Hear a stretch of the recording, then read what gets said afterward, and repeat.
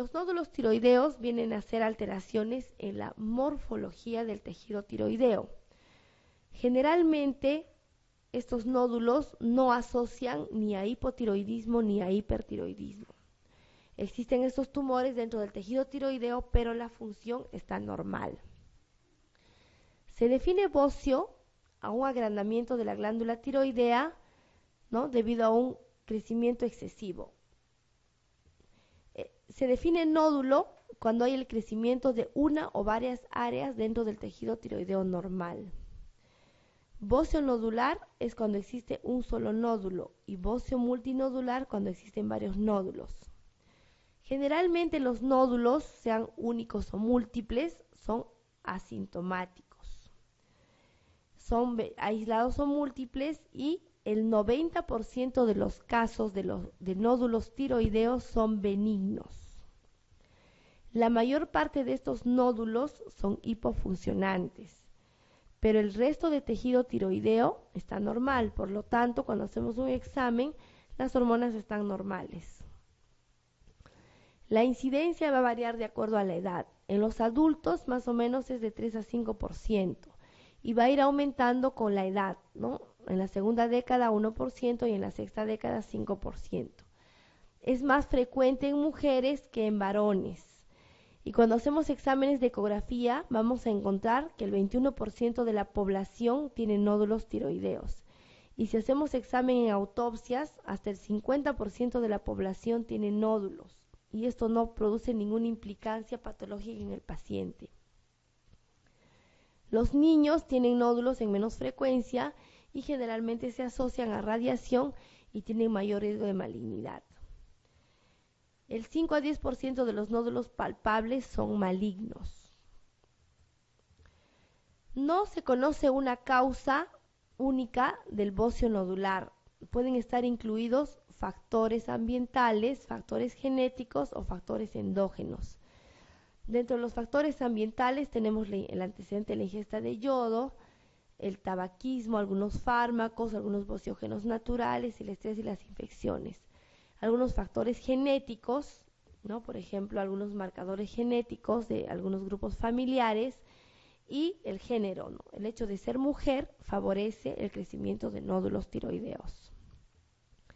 Los nódulos tiroideos pueden ser adenomas de las diferentes variedades histológicas, pueden ser quistes, pueden ser nódulos coloides, donde predomina el material coloide, o pueden ser carcinoma, ¿no?, en las diferentes variedades de cáncer tiroideo. Además, puede estar presente en las tiroiditis, como hemos visto, la tiroiditis subaguda, linfocítica crónica, enfermedad granulomatosa o alteraciones del desarrollo, ¿no? Por ejemplo, los quistes tiroglosos, agenesia de un lóbulo, puede estar presente un solo lóbulo y el otro no, y pareciera que fuera un nódulo. Simplemente no hay el otro lóbulo tiroideo, o los quistes dermoides. ¿Para qué nos sirve hacer el diagnóstico de un nódulo tiroideo? Es para ver si es cáncer, ¿no? Recordemos que solamente el 10% de los nódulos tiroideos son malignos. Entonces, cuando estamos frente a un nódulo tiroideo, es importante evaluar todos estos aspectos: la historia clínica y el examen físico, el laboratorio, la gammagrafía, la ecografía, tomografía y resonancia y la biopsia. En la historia clínica van a haber signos y síntomas o antecedentes que nos van a hacer sospechar que estamos frente a un nódulo benigno. Historia familiar de tiroiditis de Hashimoto o enfermedad autoinmune o nódulo tiroideo benigno o bocio. La presencia de hipertiroidismo o hipotiroidismo. Al examen es un nódulo blando y móvil o es un bocio multinodular sin dominio de ningún nódulo. En cuanto a los signos y síntomas de malignidad, es un nódulo de crecimiento rápido, duro, firme a la palpación, está fijo a planos profundos, tiene síntomas compresivos, por ejemplo, tiene disfagia, disfonía o puede haber parálisis de la cuerda vocal, y presencia de adenopatías cervicales. Historia familiar de cáncer de tiroides, historia familiar de neoplasia endocrina múltiple. Nódulo en un hombre ¿no? Hemos visto que los nódulos son más frecuentes en mujeres, pero cuando estén en hombres, duplica el riesgo de ser un cáncer. Nódulos en edades extremas de la vida, menos de 20 o más de 70 años. O la presencia de un nódulo tiroideo en la enfermedad de Graves. Sabemos que la enfermedad de Graves no tiene nódulos, es un bocio difuso. Pero si hay un nódulo, hay que sospechar de un cáncer. Y no olvidarse, solo el 10% de los nódulos tiroideos son malignos. Aquí vemos un varón adulto que tiene un nódulo, ¿no?, dependiente del lóbulo tiroideo izquierdo y tiene signos compresivos. Si ustedes ven aquí, tenemos ya circulación colateral, que es el signo de la medusa. Igualmente, otro nódulo tiroideo en un varón. ¿Para qué nos sirve la gammagrafía? La gammagrafía solamente nos sirve para evaluar la función. No nos indica si es un nódulo benigno o es un nódulo maligno. Simplemente, cuando yo le hago gammagrafía, va a captar el radioisótopo, el tejido mejor funcionante. Entonces tenemos una gammagrafía con un nódulo caliente, es decir, un nódulo que capta más radioisótopo de lo normal. Entonces estamos frente a un nódulo autónomo, que es la enfermedad de Plummer, es un nódulo hipertiroideo. O tenemos una gammagrafía con una respuesta llamada tibia. Entonces hacemos la gammagrafía y todo el tejido tiroideo capta normalmente el contraste. Quiere decir que si es que hay nódulos, estos nódulos están funcionando igual que el tejido normal. Y también tenemos una respuesta de un nódulo frío. Frío quiere decir que no capta el radioisótopo este nódulo, es decir, este nódulo no funciona, por lo tanto el resto del tejido tiroideo está normal y este es un nódulo frío. Entonces, en los nódulos tiroideos podemos tener cualquiera de las tres respuestas.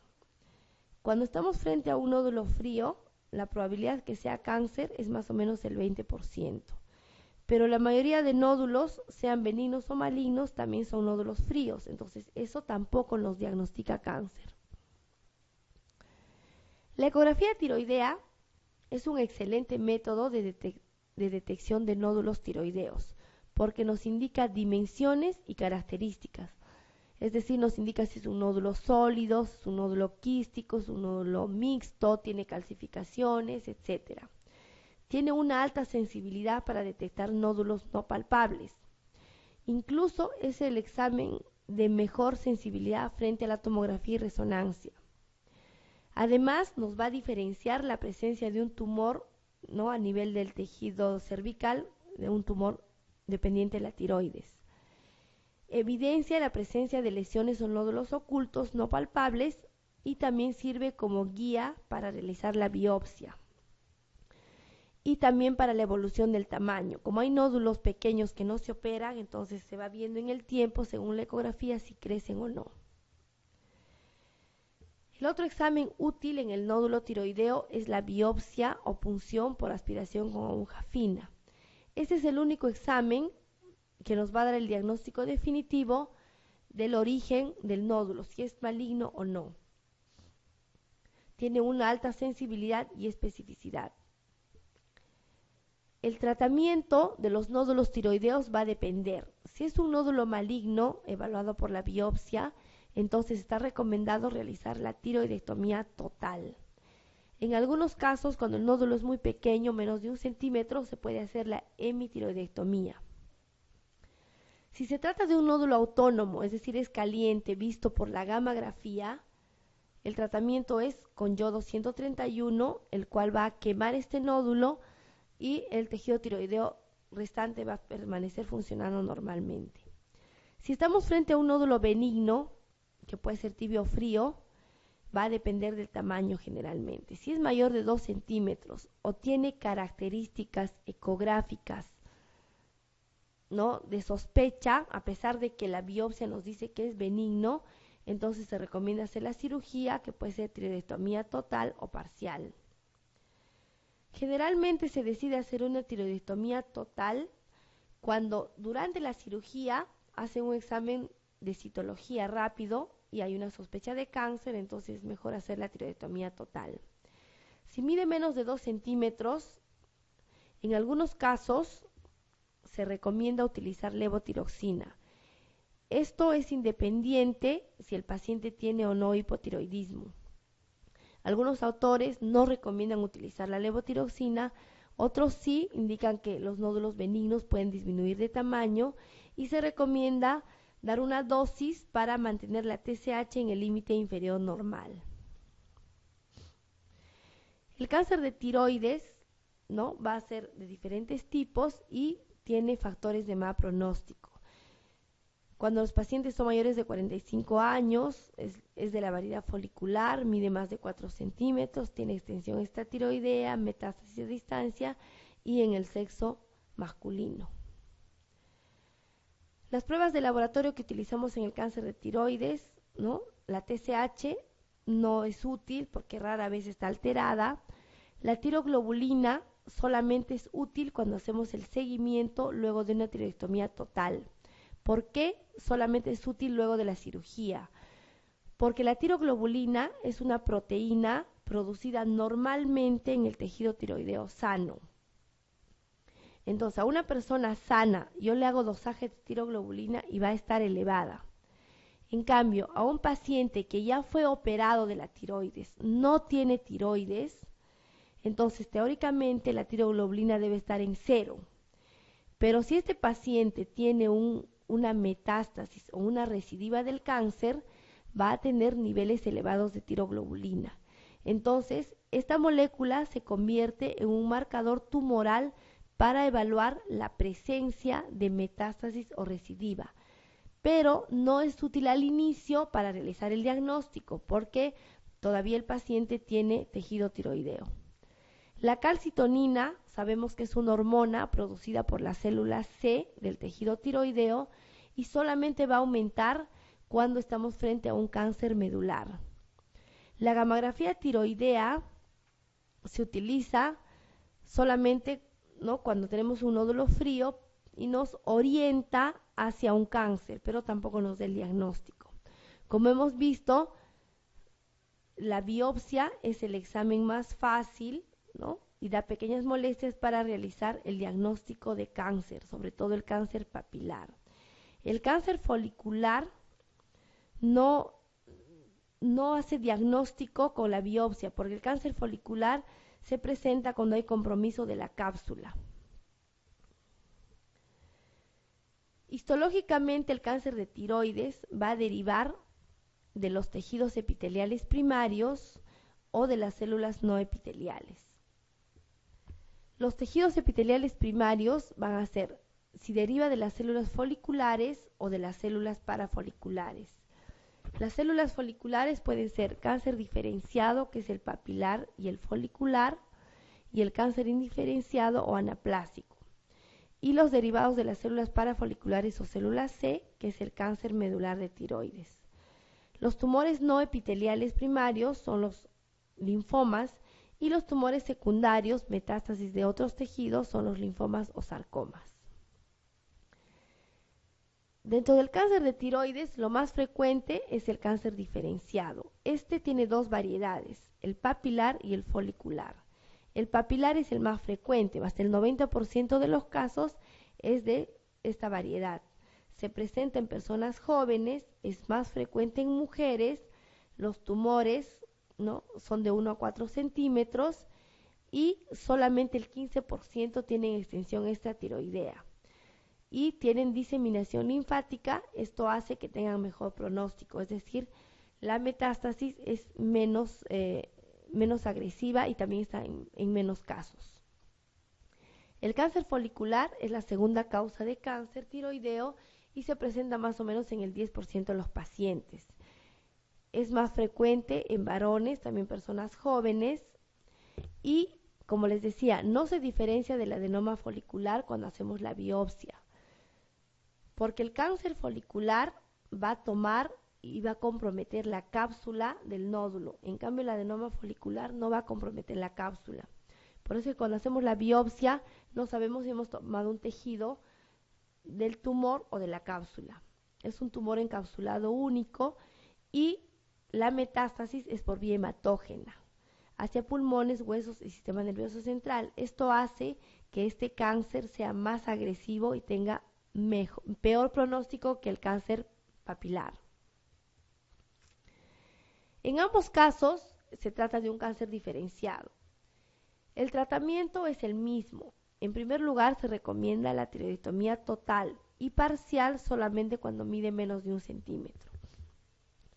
Después de realizar la tiroidectomía total, que son la mayoría de casos, inmediatamente se recomienda la terapia de ablación de restos de tejido tiroideo utilizando yodo.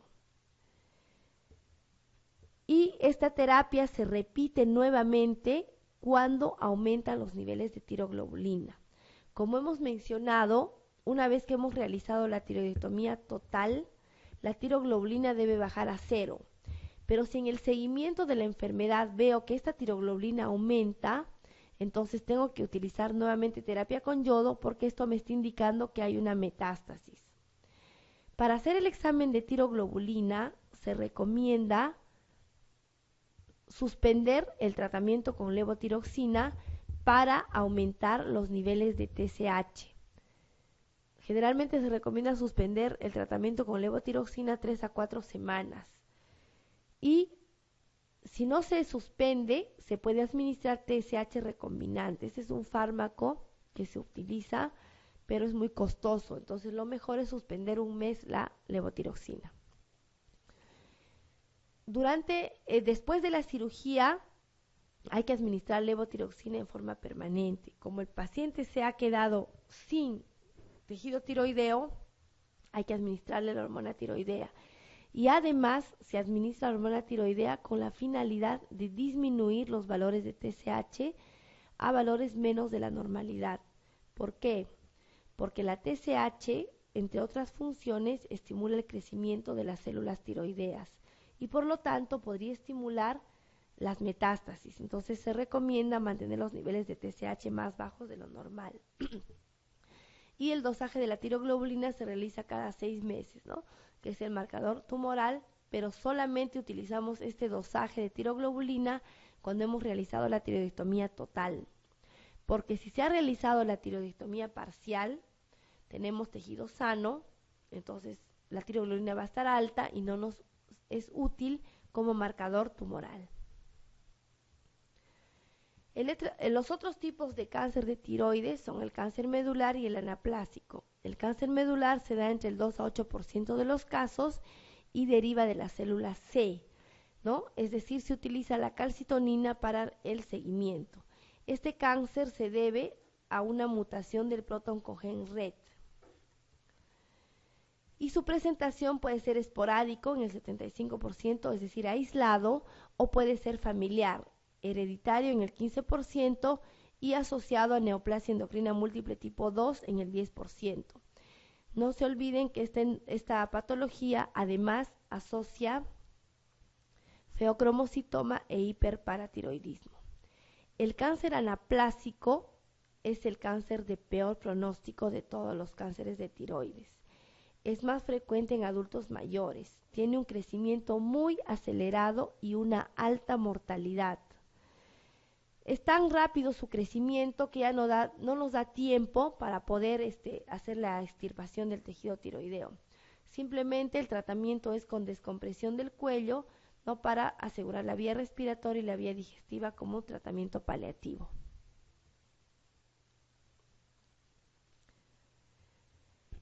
Pregunta 8. ¿Qué clase de tiroiditis favorece el desarrollo ulterior de un linfoma?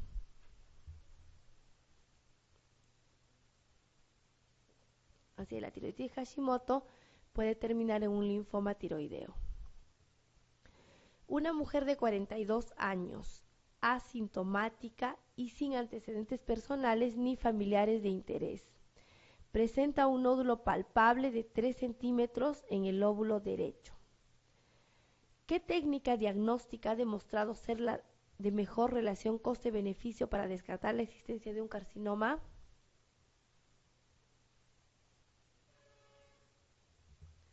Entonces, cuando tenemos un nódulo tiroideo, el método diagnóstico es la biopsia. Es lo único que nos va a decir si es un cáncer o no es un cáncer.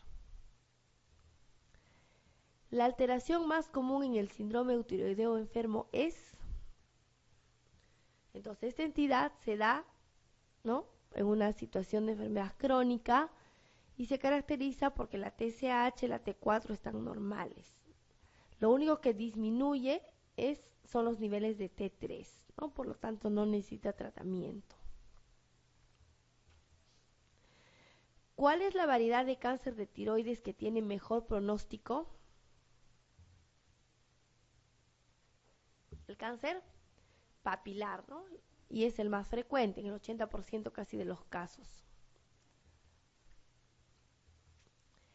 En el tratamiento del hipotiroidismo primario, el objetivo es, entonces en el hipotiroidismo primario, o por definición, la TSH está elevada y la T4 libre está baja. Cuando damos tratamiento, el objetivo es lograr que la TSH baje a niveles normales.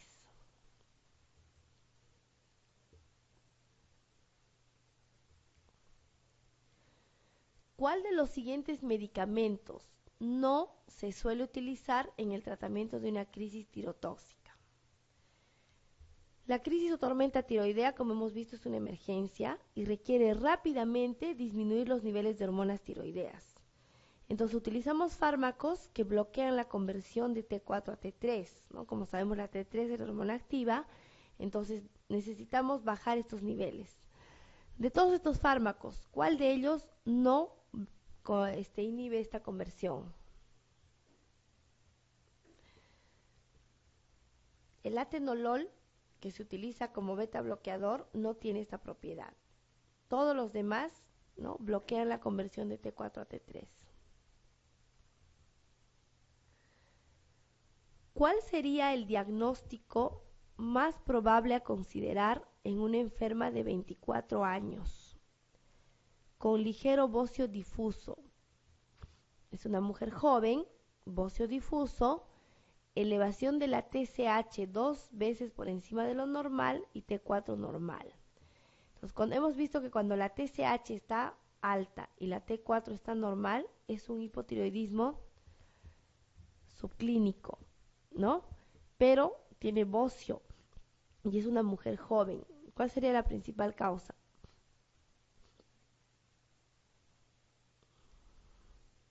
El bocio simple, no, porque ya está alterando hormona tiroidea. Carcinoma, no, porque no hay un nódulo. Enfermedad de Graves, en la enfermedad de Graves la TSH está baja. La tiroiditis subaguda de Kervain viene con mucho dolor, acá no nos menciona dolor. Y la causa sería una tiroiditis de Hashimoto, que es lo más frecuente en las mujeres jóvenes. La determinación de tiroglobulina sérica tiene su mayor utilidad en el seguimiento de pacientes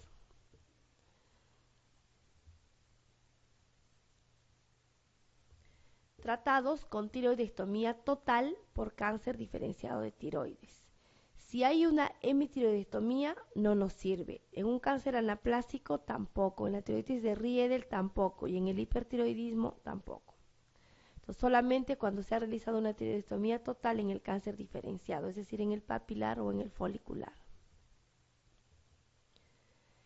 El hecho más significativo para el diagnóstico de una tiroiditis subaguda es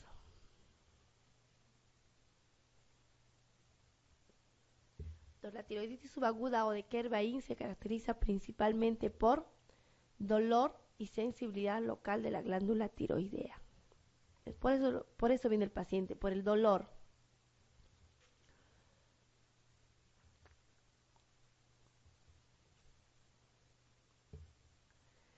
Ante un enfermo diagnosticado de hipotiroidismo primario en tratamiento con levotiroxina, ¿cuál entre las siguientes determinaciones analíticas considera la más adecuada para ajustar la dosis del fármaco? TSH, ¿no? Siempre preguntan esto, TSH. ¿Cuál de las siguientes determinaciones es más útil para el diagnóstico inicial del hipotiroidismo primario? Igual hemos visto que lo primero que se altera siempre es la TSH. Cuando queremos hacer un screening, un descarte a las personas sanas, le hacemos dosaje de TSH nada más. Antiguamente se pedía el perfil tiroideo y pedían T3 total, T4 total, TSH, etc. Actualmente, utilizando solamente la TSH, hacemos el diagnóstico de la enfermedad. En una mujer con bocio doloroso de reciente aparición, en la que sospechamos tiroiditis de Hashimoto, de los siguientes marcadores de función, ¿cuál es el que se altera más precozmente?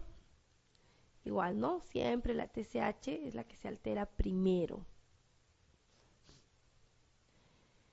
En la reposición hormonal para un enfermo que padece de hipofunción tiroidea y suprarrenal asociadas.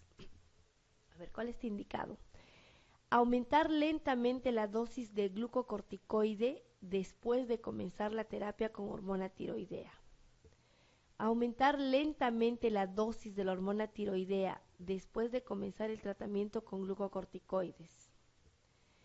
Es necesario incluir la administración de un mineralocorticoide si se precisa de un tratamiento combinado. Incluir también la hormona de crecimiento si se precisa tratamiento combinado.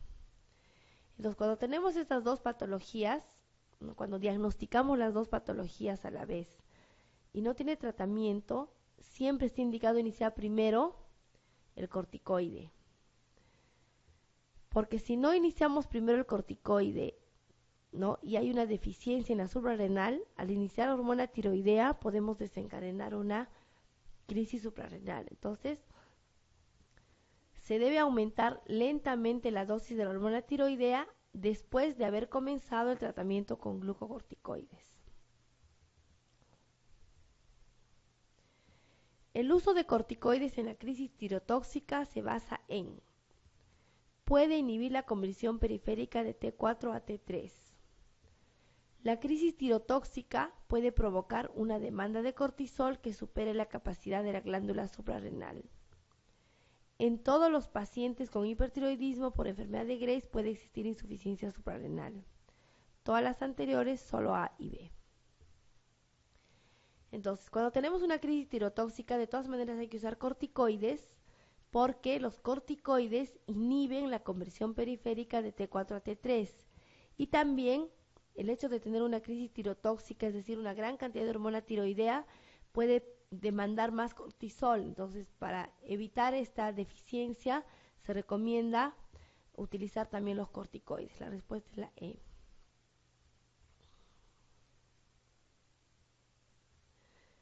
Una mujer de 25 años acude por fatiga.